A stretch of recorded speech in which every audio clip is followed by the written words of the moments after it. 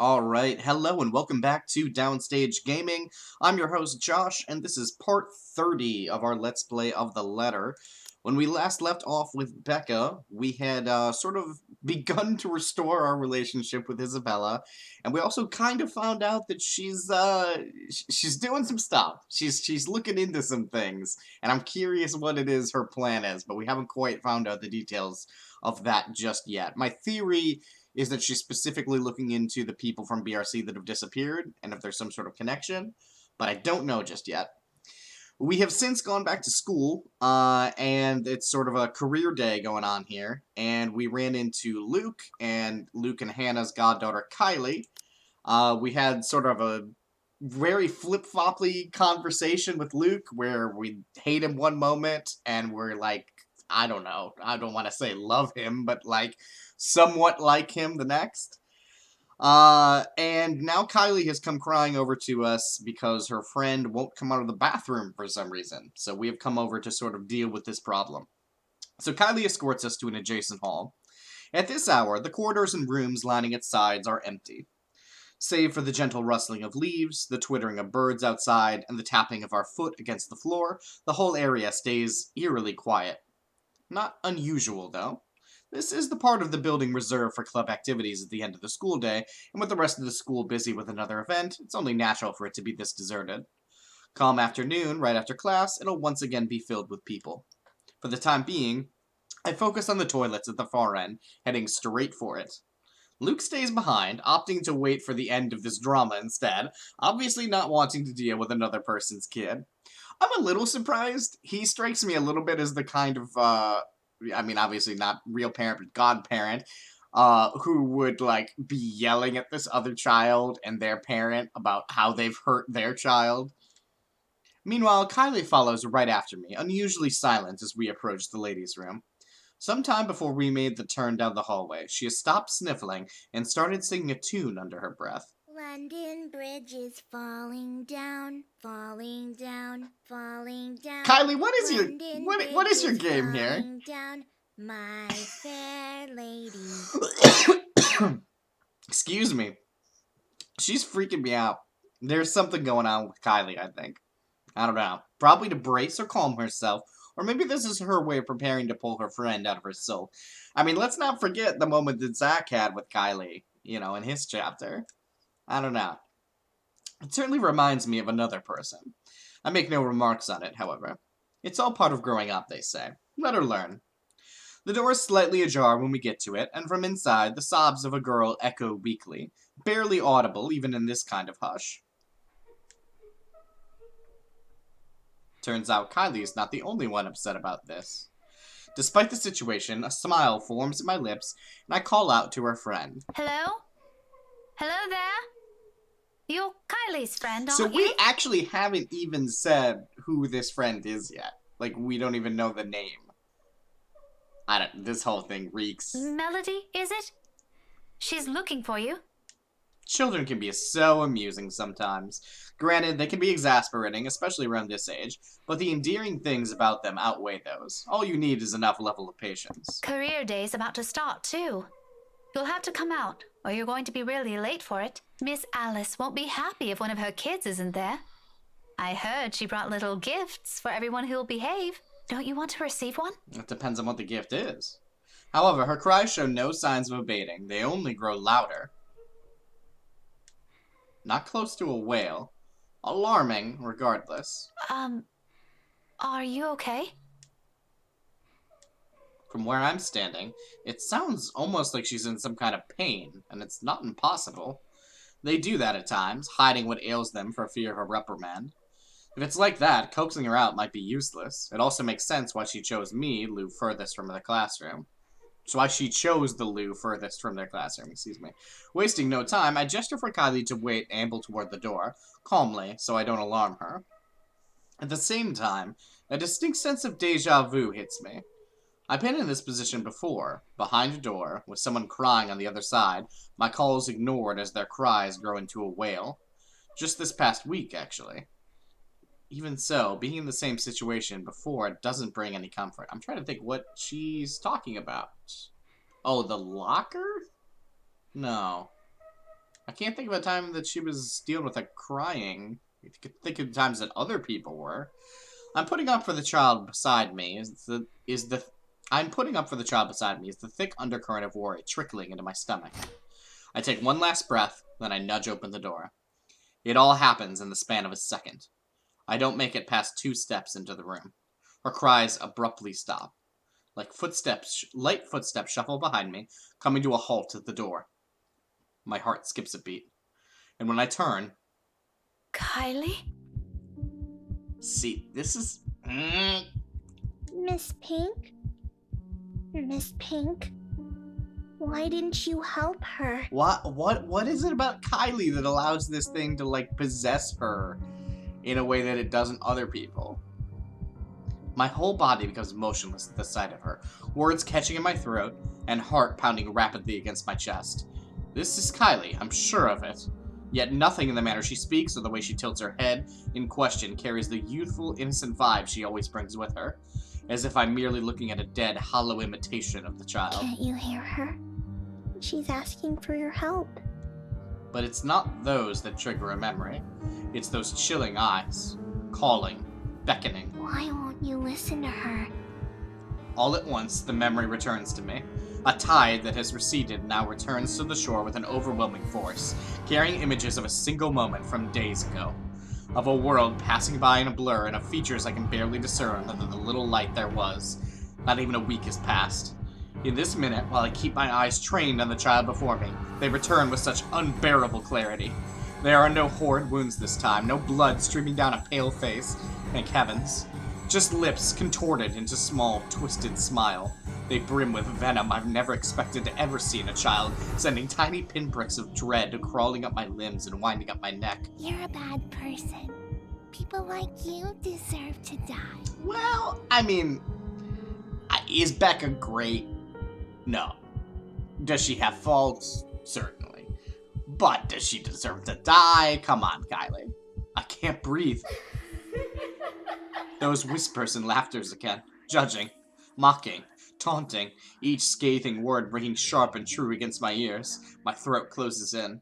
My whole body tenses. A chill settles at the tips of my fingers, every digit gone rigid from the cold. With every single draw of breath, any struggle for air, freedom, the coils wrapped around my body tighten, dragging me down. A gradual, torturous descent into another bottomless abyss.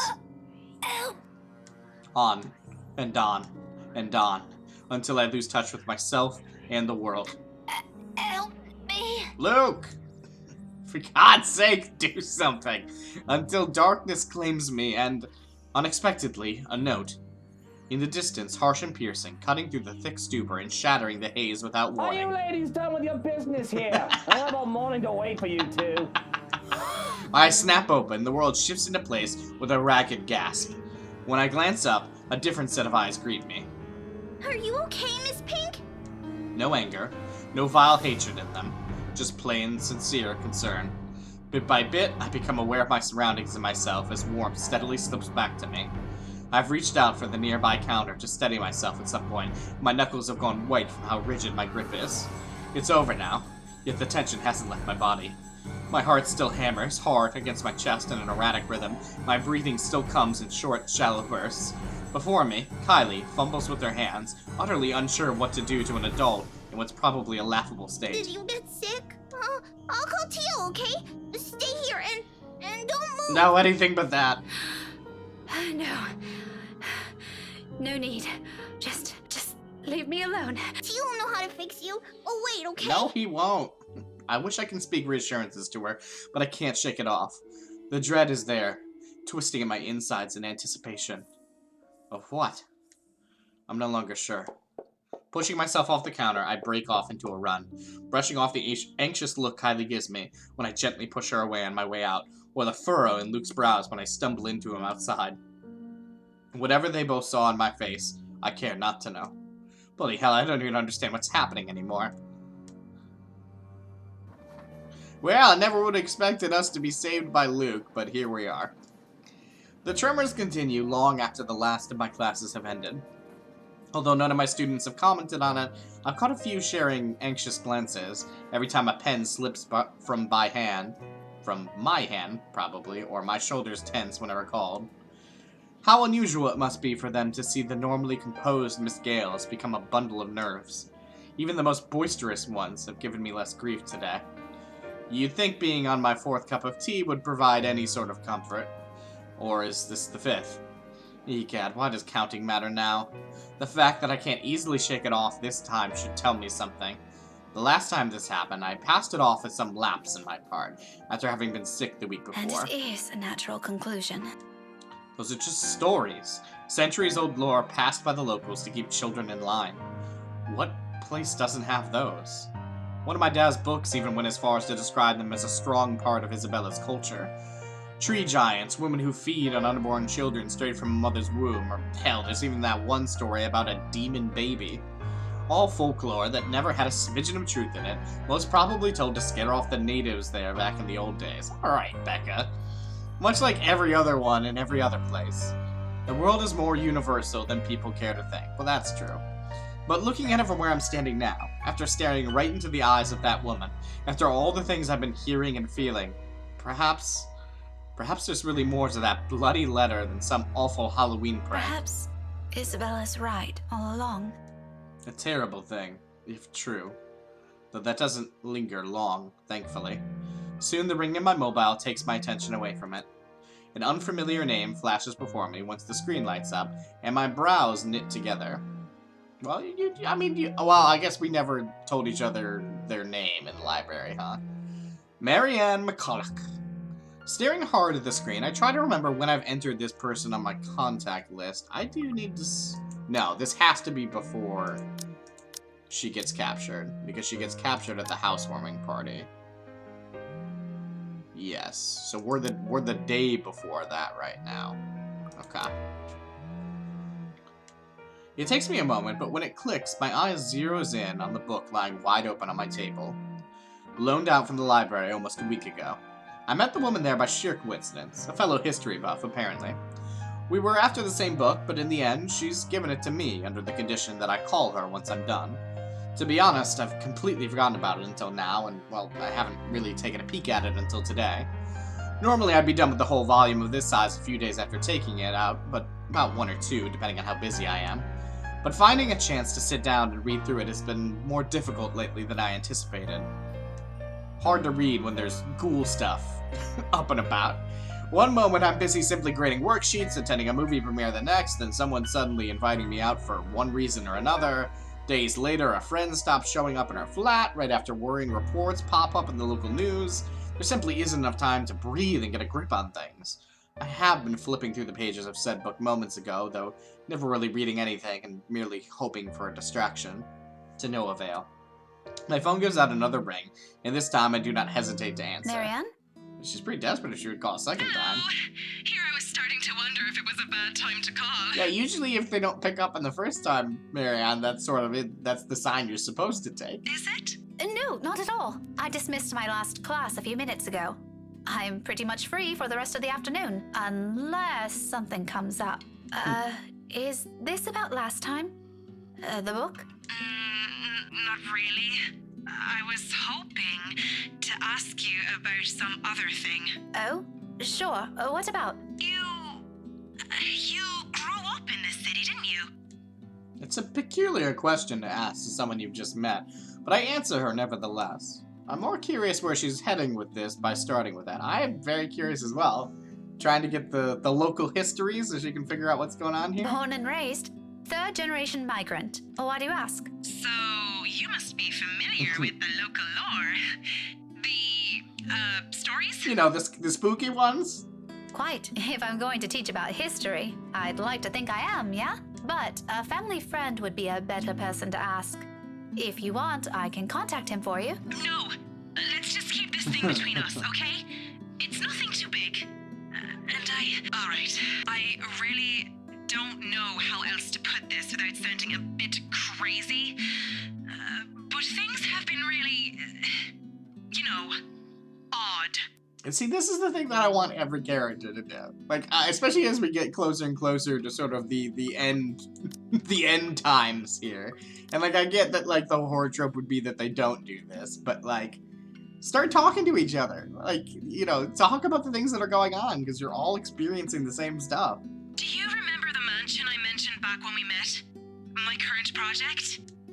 In hindsight, I should have expected it to lead to this. She must not have lived here long, she's just asking about this now. It didn't take a week with Isabella when she arrived, but that's Isabella. Superstitions down to the last hair. Though it won't be too far off to think Marianne has only started thinking about this recently.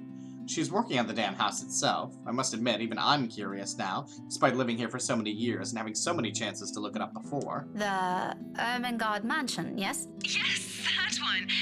And, the thing is...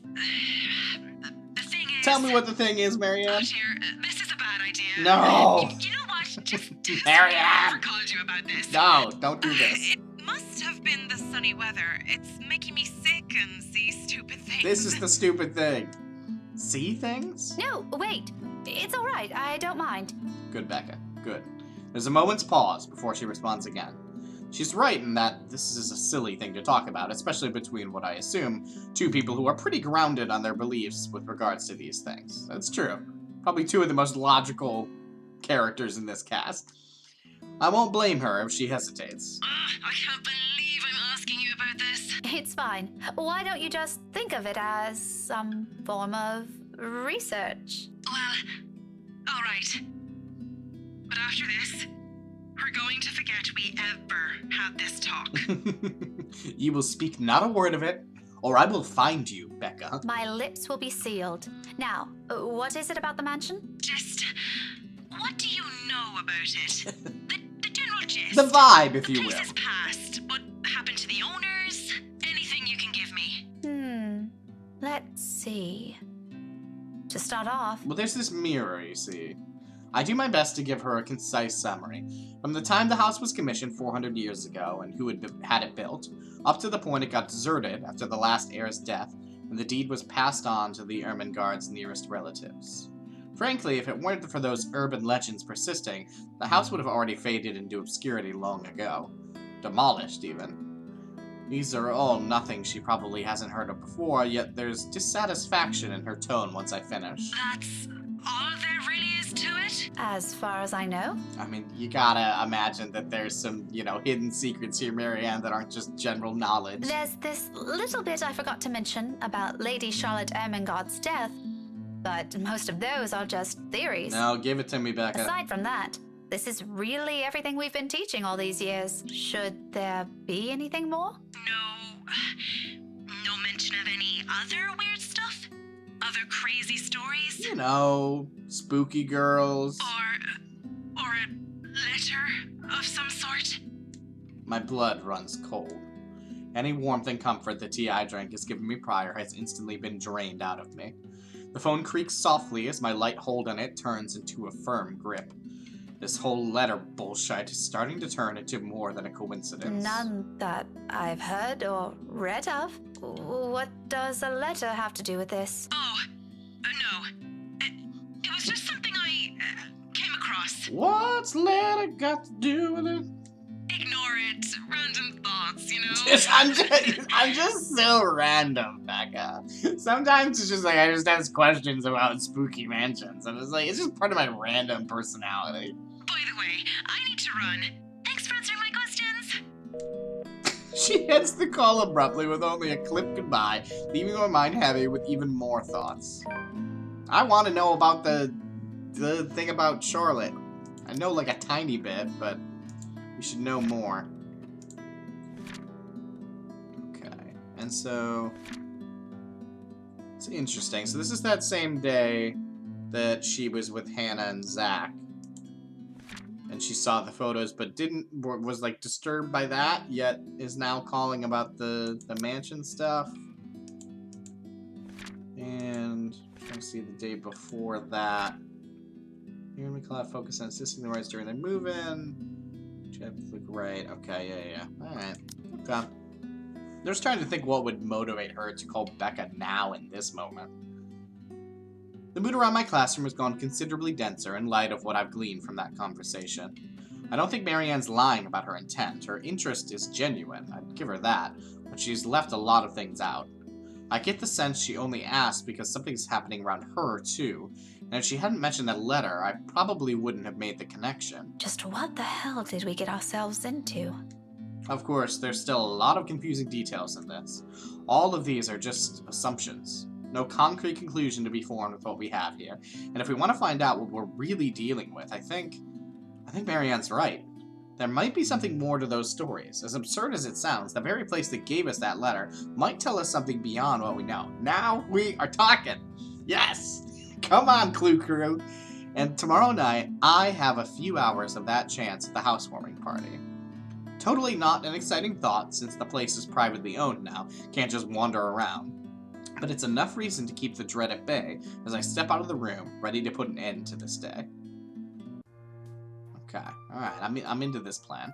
However, all those good vibes disappear into thin air when I run headfirst into Luke. There's really something in this man. Regardless of how much my opinion of him has changed over the span of a few hours, he simply blasts through every good impression people have of him without care or thought. He doesn't even need to open his mouth, his mere presence does it. In all honesty, I think he's the kind of guy only a mother can love. And even then... You're still here? Obviously. Who do you think's standing in front of you? An ass. Oh, come on, Daisy. You've done better than that. Losing your touch? Luke, I don't have time for this. I'm heading home, and your face is the last thing I want to see before I leave. Like, is it... For him, is this the, like, oh, like, the one girl I can't charm? Like, I gotta find a way into her heart. Like, what is his interest in her? What do you want? Belatedly, I notice his hand. Partly raised, almost poised for a knock. At a slight lift of my eyebrow, he quickly drops it to his side and turns to Kylie. She's standing a few steps away from him, holding her hands behind her back and towing at something on the floor with the tip of her shoe. Then, he proceeds to make vague gestures at me and the child. He resembles a fish flopping for air with the way he's moving his arms, though I think he's trying to urge her to speak up. Munchkin, I thought you wanted to tell her something. You do it, Teal. This wasn't my idea, darling. Don't worry. I won't tell Tia what you told me the other day. And this morning. Luke exhales, rolling his eyes at the ceiling, and maybe praying for the universe to grant him more patience. He knows a losing battle when he sees one. He may act worse than a 5-year-old throwing a tantrum at times, but he's no match for an actual child. Nothing better than being served a dose of his own medicine, huh? Once his frustration has been promptly let out, he points a rude finger at me. I do my best to stare the offending digit down, but I can already hear the demand before it's even out of his lips. You, come with us. What makes you think I will? That's a great point. Because little Rugrat here is upset and worried, and it's your bloody fault. I've no idea what happened this morning, but if you don't come with us, I won't be hearing the end of it from her.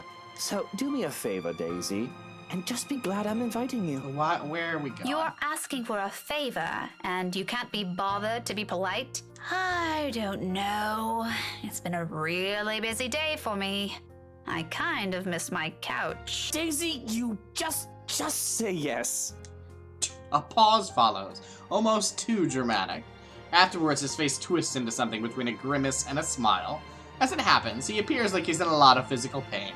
You'd think the man is getting an aneurysm by simply being polite. Please? Tia said it'll be his treat. What? I said no such thing, Munchkin. I only agreed to this because you requested it. I'm under no obligation to feed her. I promise I'll be quiet the next time I visit. Oh, all right, but just one meal and make it the cheapest. We're going to McDonald's. He and Ashton will get along famously on that department. On a different front, the offer of free dinner does sound enticing, however half-heartedly given it is. Mostly because Kylie has wisely put on her puppy eyes, and by the second, I find all my choices slipping away from me. See, Miss Pink? It'll be fun. You don't have to feel sad anymore, okay? Oh, well, My mobile buzzes from my pocket, cutting me mid-sentence, and for a second I'm spared from the act of giving an answer I'll regret either way. Fishing the gadget out, I wave a hand at him and excuse myself. A disgruntled expression is on Luke's face before I turn away. I'd be lying if I said it didn't amuse me. He is as eager to be done with this as I am, but what can I do? Checking a message from Ashton shows up. Hey Becca, I'll be around Salemwell this evening. Need to meet someone in the area. Might have to drop by yours and Isabella's place after. See ya. Just the usual. Unlike what he does to Zachary, Ashton has the decency to let us know when he's dropping by or he's in the area for some business. From the way it's phrased, it sounds to be the latter. Either way, I'm glad he's at least aware of that boundary. Not that Isabella is ever going to let him leave the building unscathed if he ever pulls the same stunt he does with the other man. I cringe to imagine what she'll do to him. Sighing, I slip the gadget back to my pocket. But looking up to see Luke's utter impatience on his face, I now face a different dilemma. The two of them are still waiting, and knowing what kind of person Luke is, this is already a grand gesture of goodwill coming from him. All to please his godchild. His denials aside, it's easy to tell he's really fond of Kylie from his actions alone. Kinda hate to ruin that. Well, Daisy, we're waiting here. On the other hand, there's Ash.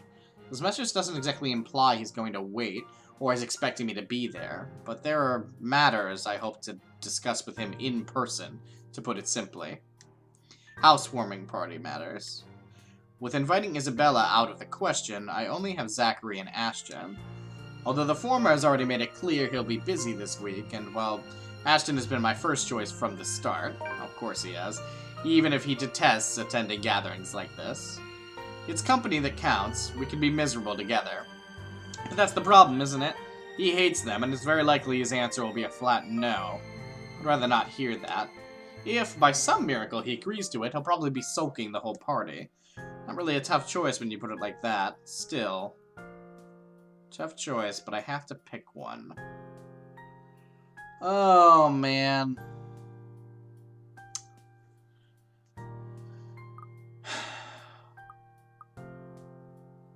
Alright, here's where I'm at.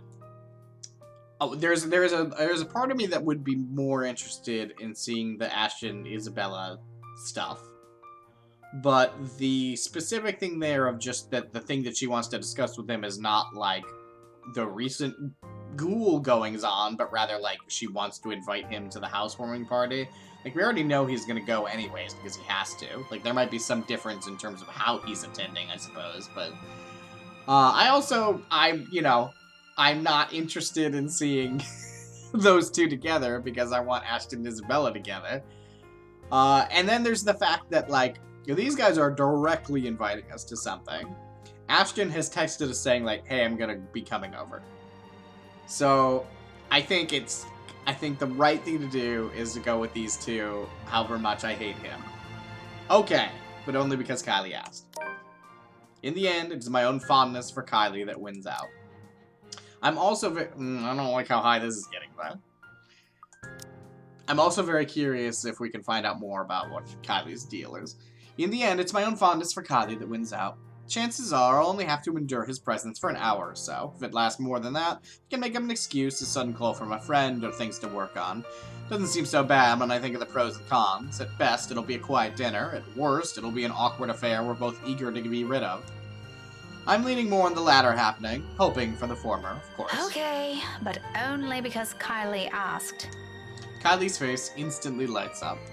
For the third time today, she tackles me into a hug before pulling away and dragging me by the hand towards the building's exit. That's alright. I'm sure Tio doesn't mind. He let me pick where we're going to eat. Don't worry, it's just close. Is it that cafe? Or are we gonna get a new place? Luke follows closely behind, and perhaps out of some desire to keep the dead air away, I can't resist throwing in a quip. Keep your distance. You better not do anything funny, you hear? I'm the one who should keep my distance. May I remind you who approached me first and what you did right after? Oh, I remember it clearly. But perhaps it's you who needs a reminder. You seem to have never learned your lesson. Care we give it another try? I wouldn't mind. Maybe this time it'll stick. Maybe this time it'll stick. You think you're scary? I'll show you what's scary. Oh, you show me what's scary, Luke. To my surprise, his tone lacks the usual sardonic note in it, and briefly I paused to stare at him. He quickly shuts his mouth right after and walks ahead of us.